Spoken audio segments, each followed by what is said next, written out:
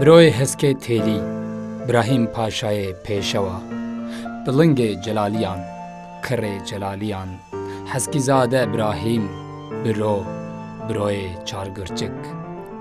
Belê, gelek navên wî hene. Yek ji siyasetmedar, şervan û fermandarê Doza Azadiya Kurdistanê bû, ji êla celaliyan e. Di dema Şex Saîd serî hildide, biro jî tevlî wî dibe.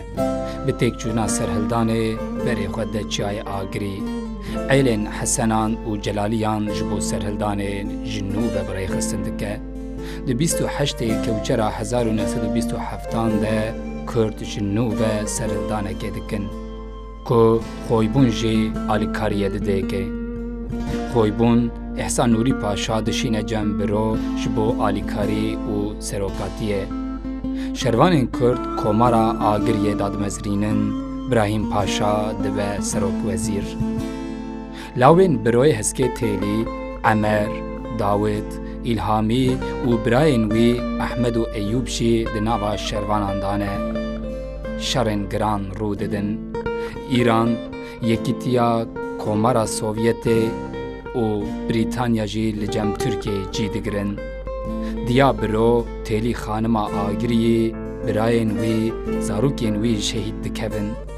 Serhildan têk diçe. Biro xwe dispêre nav Kurdên Rojhilatê.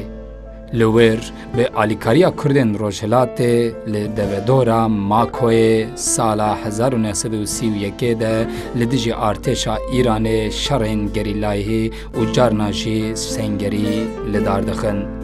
Şervanên Kurd fermandarê artêşa Îranê Kelb Elî Xan Nexşîwan dikujin.